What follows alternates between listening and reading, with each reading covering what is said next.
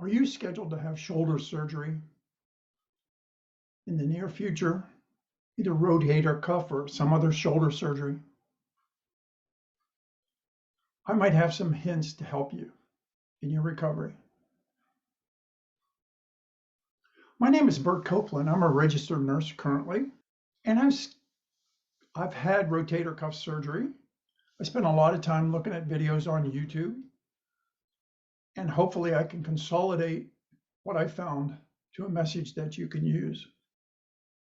Across the board, one of the most important things I've found for any healing or any kind of wellness is sleeping. Now, those of you that have had shoulder pain and are scheduled for this already know that it is difficult to sleep. It becomes even harder when you have a sling on. That's why, even though I have a sleep number bed that adjusts knees and head and pressure and everything, I cannot find a setting on this bed that will make me comfortable with my sling on. So I have joined the ranks of those that tout the benefits of using a recliner to sleep in. If you don't have one, I think it's one of the best investments you can make. Get one that's comfortable, that has good arm support on it, that has the lever on the opposite side of your surgery.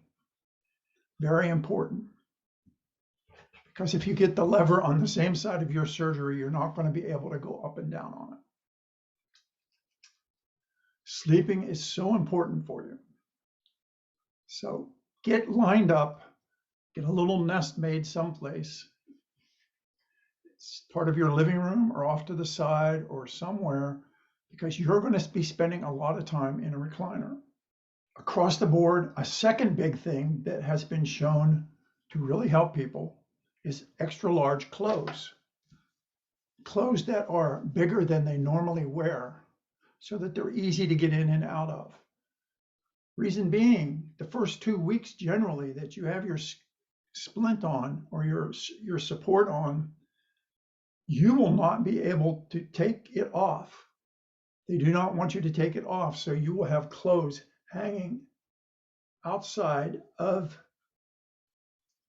your body that you will not be able to cover up sufficiently. Now, some people have taken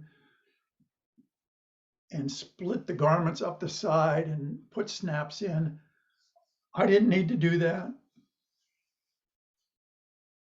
But one of the things that helped me more than anything, clothing-wise, other than I'm pretty much living in larger clothes and sweatpants, is the fact that I practice removing my clothes and putting them on one-armed with the other arm that I'm using. Before I had the operation, I practiced putting on my shoes.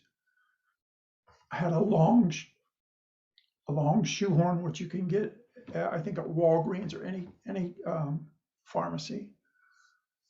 I practiced this long before the surgery came so that I knew how I could do things one-armed. So I practiced holding the arm that was going to have the surgery and having it do as little as possible. The more you do this, the easier the recovery period is going to be when you're wearing your shoulder sling and you're unable to do things.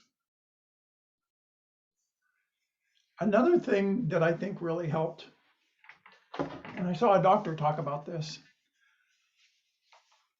you can go and get this at Costco, Pericolase, because your activity level is going to be down and you may have painkillers that is going to slow your bowels down. You will need something so that you do not suffer having a strenuous bowel movement or constipation.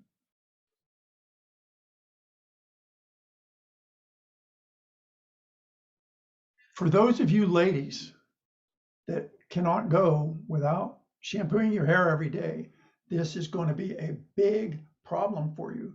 And I suggest, if at all possible, you cut your hair short. Because unless you use some of the dry shampoos that they use in the hospital, you will not be able to go in a shower for the first 2 weeks. So your bathing will come through wraps or wipes. These are so handy. You can even get up under and do your area where you still never take your splint off, and you can get your armpits in that. You don't need to get the man wipes. You can get the Equate baby wipes. They are the handiest thing you can get.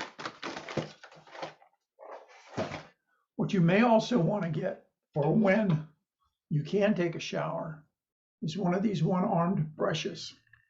I'm pretty sure they sell these at Walgreens and almost every drugstore. Because once you can take a shower, you still can't move your affected arm. So you're going to have to use it to get up under certain areas and around certain areas that you can't reach when you have your affected arm.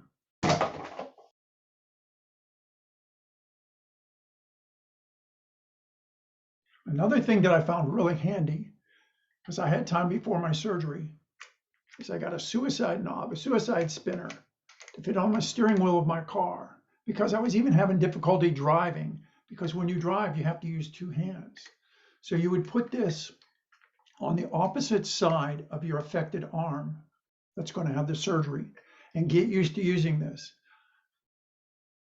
I'm going to say this, luckily, mine was on the left arm, and so I was really able to use this without any problem. I can't imagine doing the shifting and everything if you're having the right arm done. You may just have somebody drive you around for a while.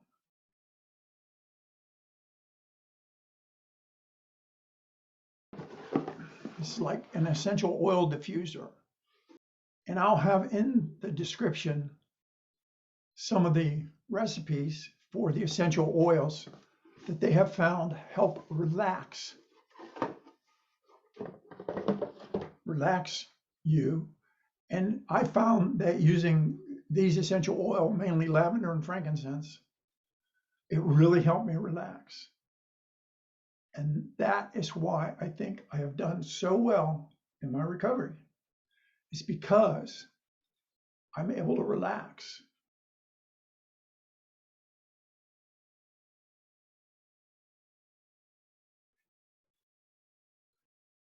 And this is something that may sound a little woo-woo to you, but I really want you to consider looking into, if not meditation, at least structured breathing, where you can calm down and every day or numerous times a day, just calm down, center your breathing, center your respiration, and count your breaths, count your respirations.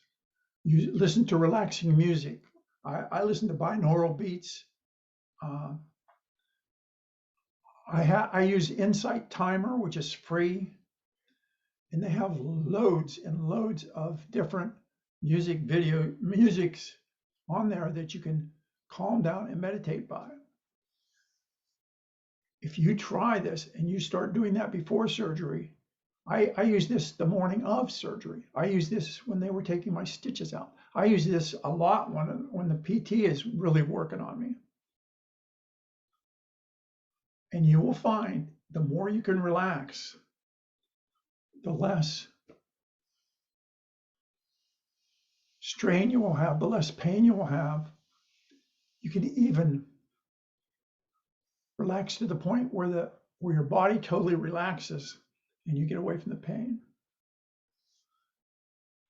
So these few hints that I've given you are things you can do before you have your operation.